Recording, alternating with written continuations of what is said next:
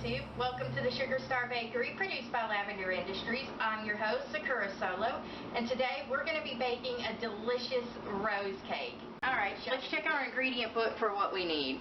Alright, first off, we're going to need a half a cup or 1 stick of butter. You can use salted or unsalted. If you're going to use unsalted butter, you're going to need to add just a pinch of salt to your recipe. But if you're using salted butter, you don't need to worry about that. We're also going to need 1½ cups of white granulated sugar, 2 large eggs, a half a cup of vegetable oil, 2 3/4 cups of cake flour, 1½ cups of full cultured buttermilk. Now you can use regular milk, but it's not going to rise quite as well because the buttermilk actually reacts to some of the other ingredients and acts as something of a leavening agent.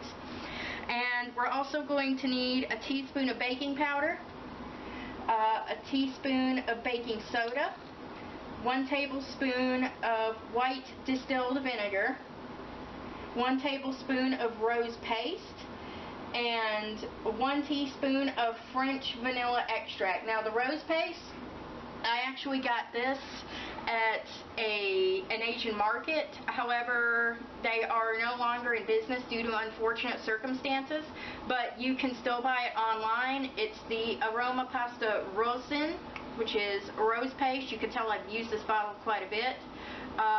It's put out by Copo Copo, and you can usually buy it in a 6-pack at places like Amazon and probably some online Asian grocers. And this French vanilla extract, I usually prefer to use this from Fairy's Finest. You can find them online, I believe on Amazon. My fiance actually got me this massive bottle for Christmas because I use it all the time in place of regular vanilla extract. It is excellent and I love to use it in all my recipes, so we'll be using that today. Alright, now that we've got our ingredients together, we're going to go ahead and preheat our oven to 350 degrees Fahrenheit. First off, what we're going to do is we're going to throw in our half a cup or 1 stick of butter. Mine happens to be salted, so I don't have to throw in any salt later. And what we're going to do, we're going to cream that for just a second. And then we're going to gradually blend in our sugar. Go ahead and lock that. Just going to go at a little bit of a low speed and just kindly, slowly move this in.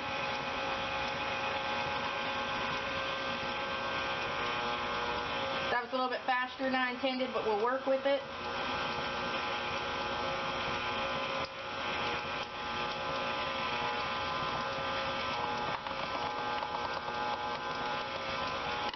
Okay, speed it up just a bit.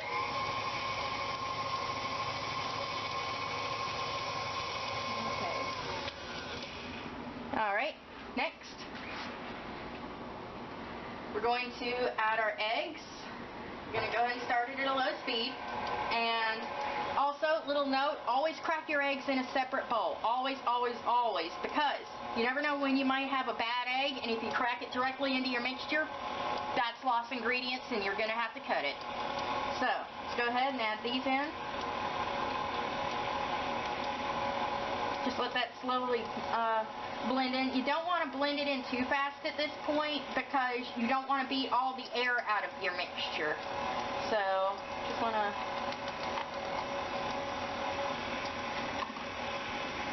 Alright. And just blend it until it gets combined. You don't want to blend it any longer than you have to, and go in at your first opportunity and scrape your bowl down. Now if you're using a hand mixer, you might not have to worry about this, but I'm using this ancient KitchenAid, and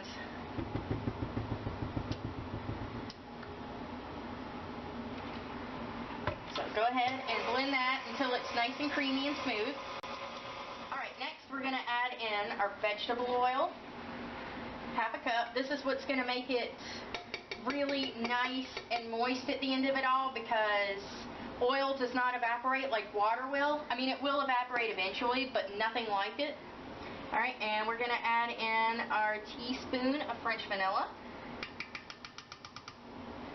And finally, our rose paste.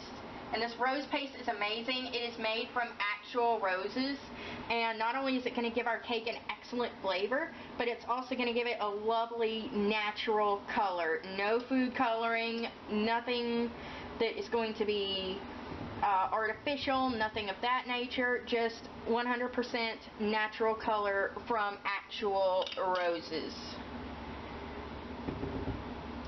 Lovely. Alright, and we're going to go ahead and blend that together. Alright, next what we're going to do, we're going to take our baking powder and we're going to add that to our cake flour.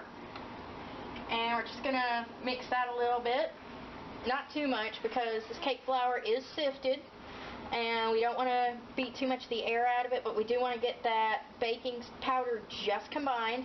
And what we're going to do, we're going to slowly add this in and alternate it with the buttermilk. That way things are going to be smoother, we're going to have more air in our cake, and it's going to rise better. And it's just going to be amazing and beautiful. So what we're going to do, we're just going to take a few spoonfuls and add it.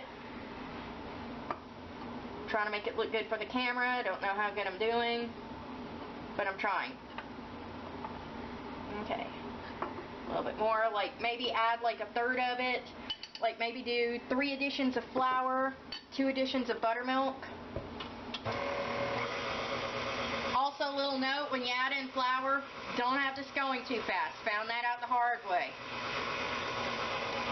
You have this going too fast when you add in your flour, it's going to turn into Sky Sanctuary Zone real quick.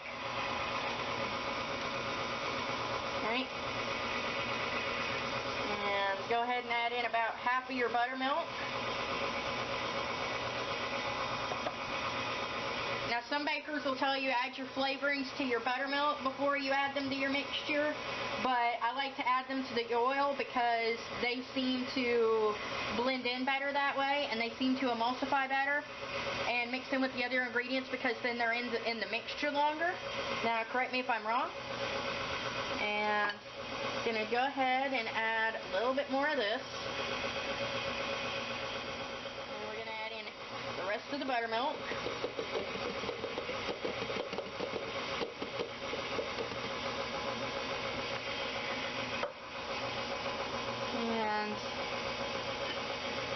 And see how that lovely pink color is coming out? Like a pink pearl or a pink rose. It should look like a rose. It's rose paste. Right now we're gonna... Now I'm doing something that you guys shouldn't be doing. If you use a stand mixer, you should lock your stand mixer every time you put it into the downward position. But I'm just kind of lazy and I forget sometimes. So, I mean, my fiance behind the camera can verify that. Hello. Yes, my fiance is my cameraman and he is amazing. He's doing a great job. Okay, you just want to scrape the bottom of your bowl, and I just got batter all over my hand. And just blend that for a few more seconds. Like I said, you don't want to blend it any longer than you have to because you don't want to beat the air out of it. But you do want everything blended, so just kind of eyeball it. You know, it's going to take different times for different people, different mixers, so I can't tell you exact times of how long to mix it or necessarily at what speed. It might be something that you have to experiment with your mixer because most mixers are different, but anyway, so you might be using a hand mixer, or you might be using a KitchenAid like I am, or you might be using last thing that we're going to do to this cake, or the batter rather, we're going to add this white distilled vinegar to this baking soda, and that's going to be our main leavening agent. And the reason I have it in this big bowl, if you've ever been in like 5th or 6th grade and done this experiment, you know what happens. You might have done this in a balloon at some point. See, so we're just going to add that in.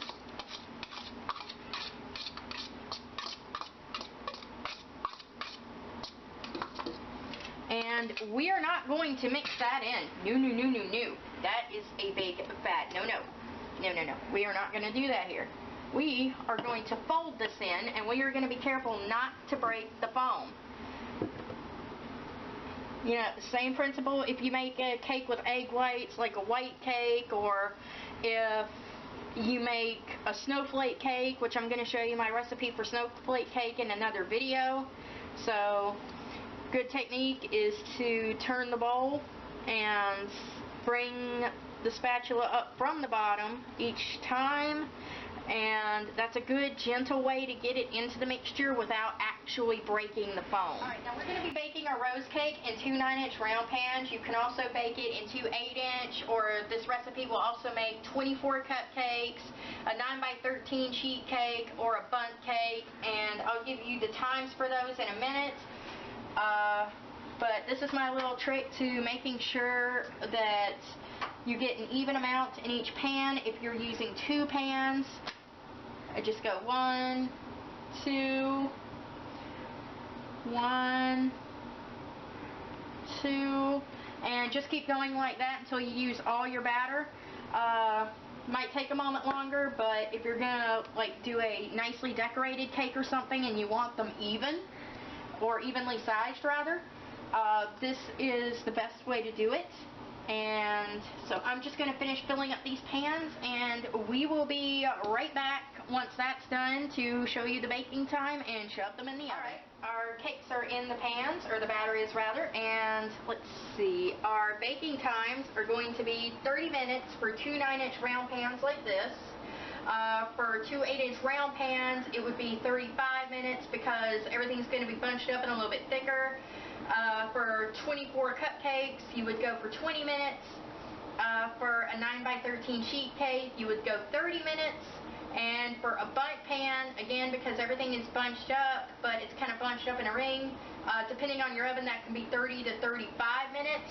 Now for these, because these are in foil takeaway pans, I'm probably going to add a couple of minutes. Reason being, these pans do bake well, but they don't hold the heat that well. And so, as opposed to like a standard pan, like a Wilton, these are not going to bake quite as quickly, but they will bake up just fine. So, let's go ahead.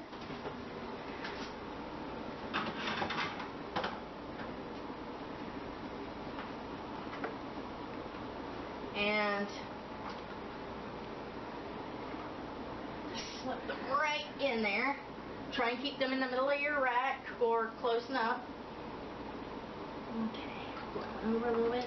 And our oven is preheated to 350 degrees. So we are going to go ahead and put those in for about 32 minutes. Alright, our timer just went off. We're going to go ahead and check our cakes real quick. Aren't those beautiful? Look at that. Not jiggling or anything in the center, so that's good. Okay, let's bring one of them over just a little bit. And we're going to go ahead and test. Stick a toothpick right in the center. Alright, this is what you want, because see, it's not, you've still got little bits sticking to it, because see, it's still going to be cooking for a little while in the pan after you take it out. Most people will tell you, oh, you want that toothpick to come out completely clean. No, you do not. Not if you want a nice moist cake. Because, like I said, it's still going to be cooking in the pan for a few minutes after you take it out of the oven. So, there's that.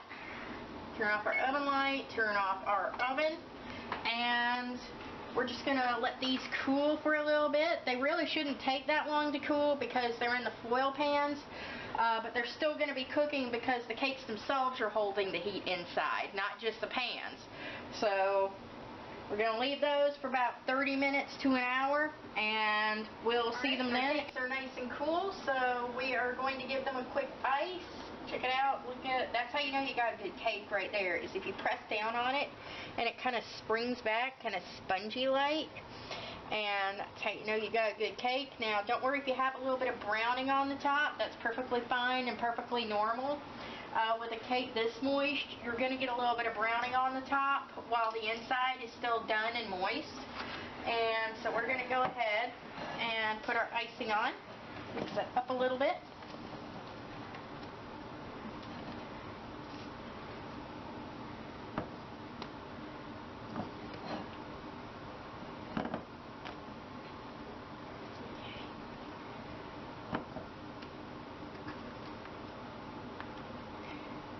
You know, I'm just putting these in foil pans, so I'm not trying to do anything fancy with these, just trying to make them taste good at this point, which there's nothing wrong with. You don't have to get fancy. You don't have to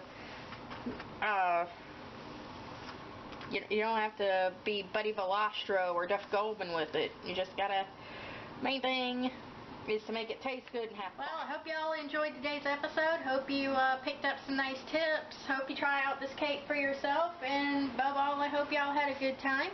I hope y'all watch again, and we will see you in the next video with another cake, cookie recipe, something of that nature. I don't know. We'll figure it out. We'll burn that bridge when we cross it. I don't know. Y'all have a blessed day.